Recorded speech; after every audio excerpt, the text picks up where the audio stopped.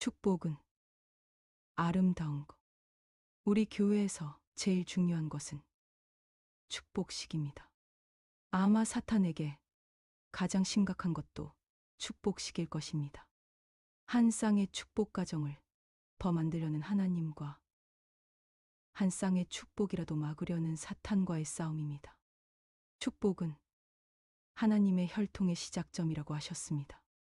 말씀처럼 축복은 1세들에게 있어서 하나님의 혈통의 시작이며 2세, 3세, 그리고 후손들을 통해 하나님의 혈통을 이어가는 것입니다.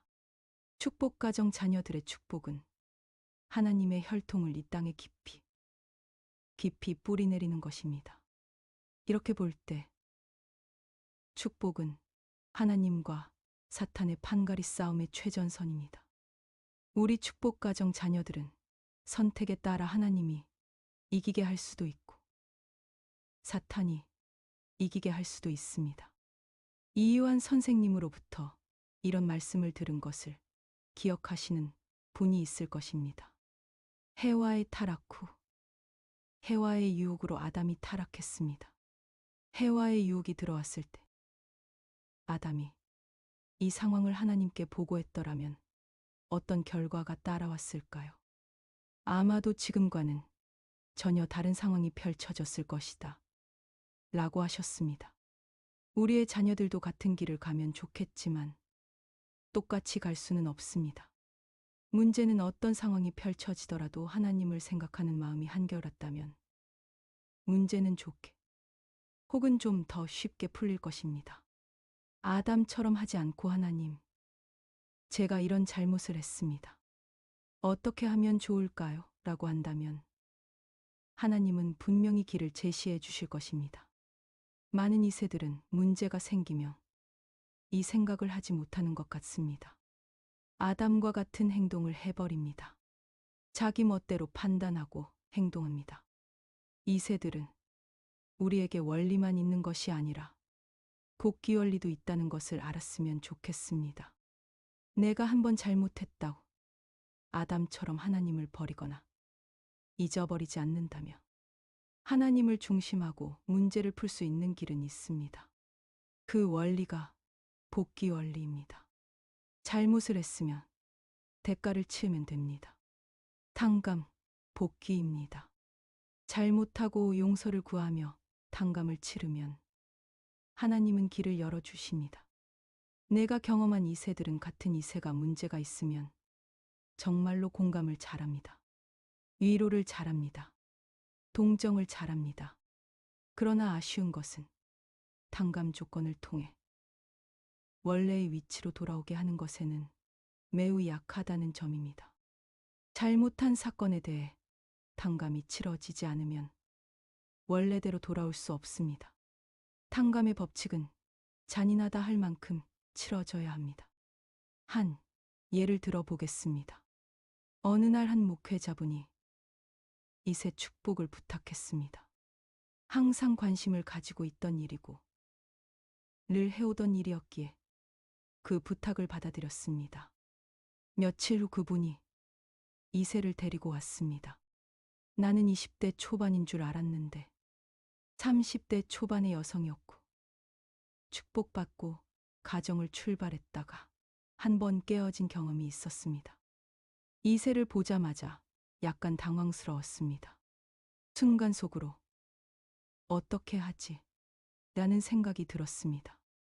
주변의 2세들을 축복시켜서 30대에 맞는 대상이 없었습니다. 잠깐 멍하니 있다가 그 2세를 데려온 전직 목회자에게 2세를 두고 돌아가라고 했습니다. 그리고 2세에게 내가 내뱉은 첫 나디가 금식부터 하지 였습니다. 그러자 그 2세는 나에게 며칠 할까요? 라고 말했습니다. 이거 봐라. 큰일 났다. 금식에 대해 이유를 묻거나 조건을 달면 시간을 끌려고 했는데 며칠 할까요? 라는 대답에 가슴이 쿵 하고 뛰었습니다. 속으로 어떻게 하지 하면서 일주일 해야지 라고 했습니다. 그 다음 대답은 나의 가슴을 더 뛰게 만들었습니다. 그녀가 언제부터 할까요? 라고 말한 것입니다. 그때 나는 속으로 Oh my God 이라고 외쳤습니다. 또 나는 이렇게 대답했습니다. 내일부터 하면 좋지. 그녀는 그렇게 하겠습니다. 라고 대답했습니다.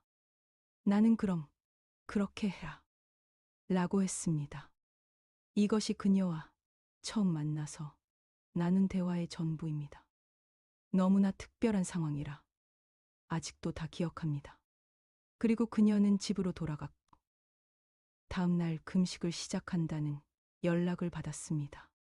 이때는 축복 금식으로 3일 금식이 시작될 무렵이었습니다. 금식을 하게 했으니 내가 책임을 져야 하는 상황이 되었습니다. 사실 그 당시 그녀에게 소개시킬 만한 대상자가 없었습니다. 그때 든 생각은 이거 어떻게 하지라는 절박한 마음이었습니다. 그동안 인연이 있었던 분들께 연락을 드렸습니다. 124가정의 자녀분을 찾았습니다.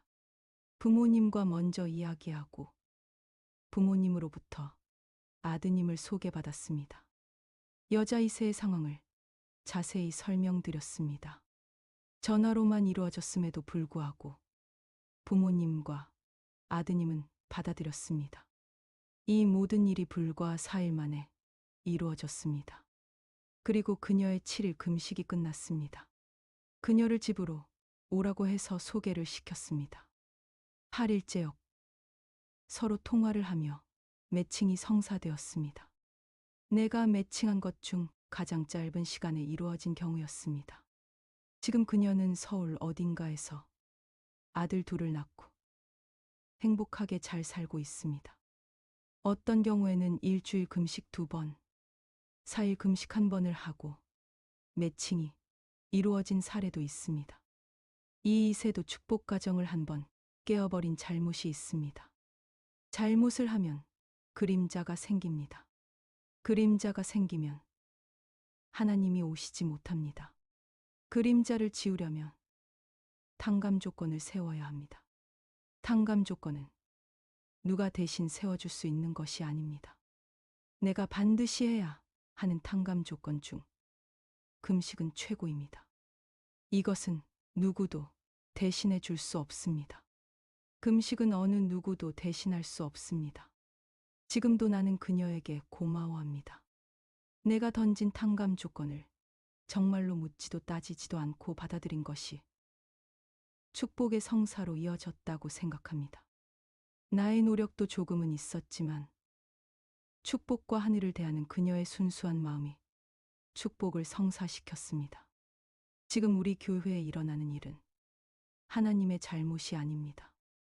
원리가 잘못된 것도 아닙니다. 이것을 실행하는 인간들의 잘못입니다. 우리가 말씀을 제대로 이해하고 실천한다면 어느 누구보다도 하나님의 사랑을 받을 것입니다. 우리의 목적은 하나님을 모시고 살아가는 이상가정입니다. 세상 어디를 가도 우리보다 좋은 성품을 지닌 집단은 없습니다. 우리는 우리가 가진 이 좋은 성품, 아름다운 성품을 대대손손 잘 지켜야 합니다. 축복가정이라는 것, 축복가정 자녀라는 것에 자부심을 가지고 살았으면 좋겠습니다. 세상이 우리를 괴롭혀도 하늘과 인연된 아름다움을 아름답게 피웁시다. 이 글을 보시는 이 세 분들, 파이팅!